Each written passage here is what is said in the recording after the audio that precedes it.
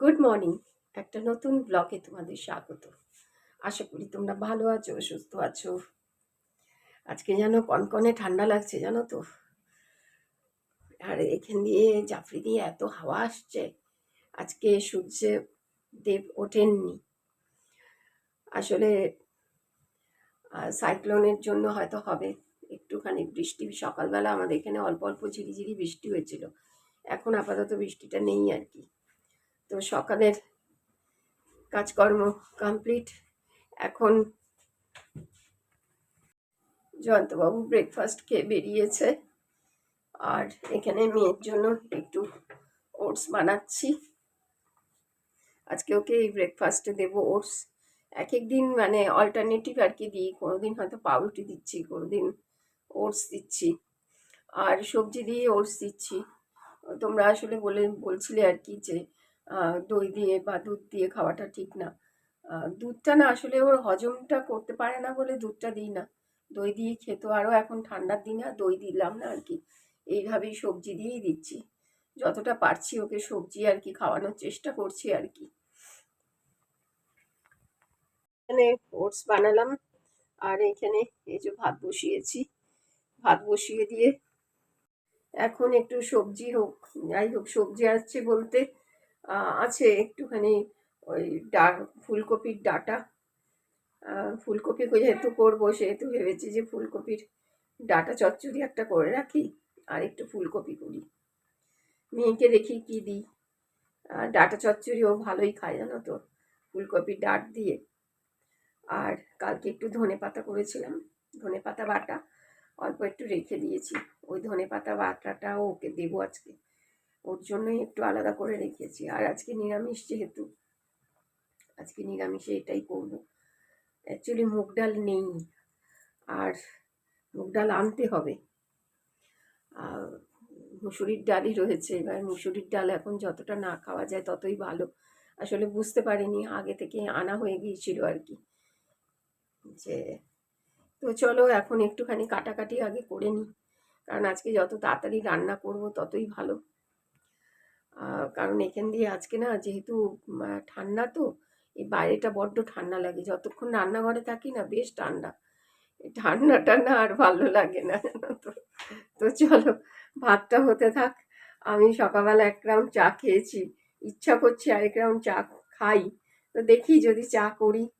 তো একার জন্য না কোনো কিছু করতে ইচ্ছা করে না, কেউ সাথে থাকলে খেলে বেশ মজাও লাগে, গল্প করতে করতে খাওয়া হয় আর ইচ্ছাটা জাগে। আমার মোটে ইচ্ছা জাগে না, জানো, যে আমি নিজের জন্য কিছু করে খাই।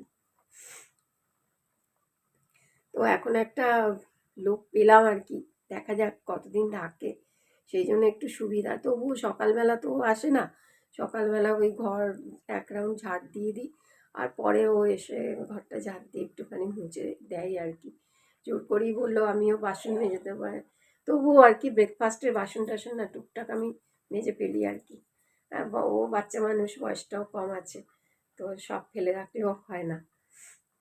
তো চলো ভাত হতে থাক, আমি আমার কাজকর্ম শুরু করি। তো ফুলকপির ডাঁটগুলো কেটে চচ্চড়ি করার জন্য সেদ্ধ বসিয়ে দিলাম আর কি। এখানে ডাঁটা চচ্চড়ি করার জন্য একটু আলু কেটে নিলাম, আর এখানে এই যে ফুলকপি আর আলু একসাথে সেদ্ধ বসিয়ে দিয়েছি ফুলকপির ঝোল করব বলে। তো আজকের রান্না ভাত, আর এই যে ডাঁটা চচ্চড়ি করলাম ফুলকপির ডাঁটা দিয়ে, সর্ষে দিয়ে সর্ষে পোস্ত দিয়ে আর কি করলাম। আর এই যে ফুলকপির তরকারি, আর সাথে একটু টমেটো এনেছিল দেখলাম, সেই জন্য মনে হলো আমার জন্য একটু চাটনি করি, তাই একটু চাটনি বানিয়েছি, টমেটোর চাটনি।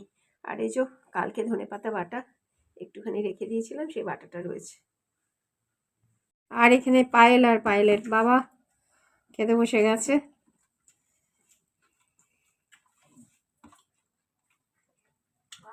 ও বাবা হাত দেখাচ্ছে, খাওয়ার সময় কথা বলতে নেই, গলা আটকাবে একদম।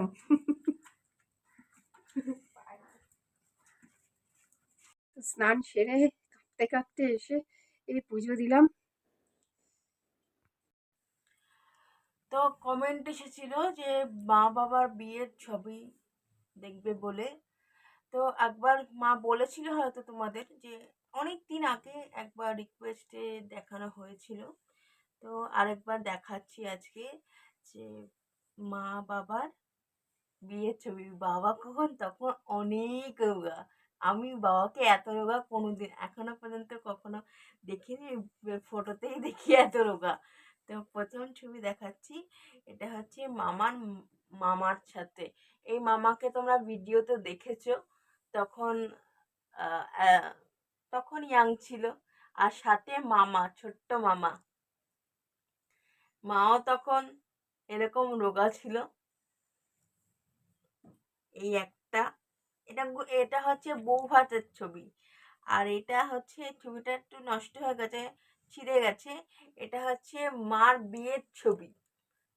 বিয়ের ছবি, টোপর টোপর পরে মা। এই হচ্ছে মার বিয়ের লুক।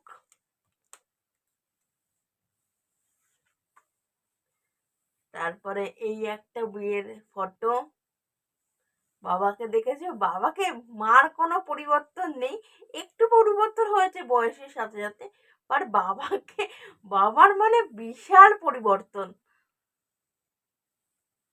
আশা করছি তোমরা দেখতে পাচ্ছ। এটা হচ্ছে আমার এক মাসির সাথে আরেকটাও। এই মাসিটা এই ইউটিউবের ইয়েতেই আমাদের সাথে আবার পরিচয় হয়েছে। আহ, এ- হয়তো ইউটিউবে দেখবে। এই ফটোটা নিজেকে আবার দেখো, ইয়াং এজে তোমার ফটো আমাদের কাছে রয়েছে। তো এই নাচের সুবাদে ওনাদের সাথে আর কি পরিচয় হয়েছিল।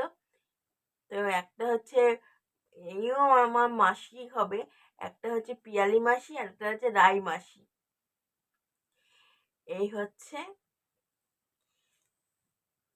আর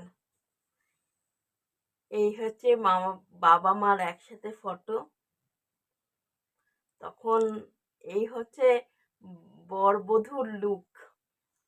এখন এখন বিয়ের, এটা বোধহয় বিয়ের পরে মানে বউ ভাতে, বউ ভাতে। আচ্ছা, বউ ভাতে।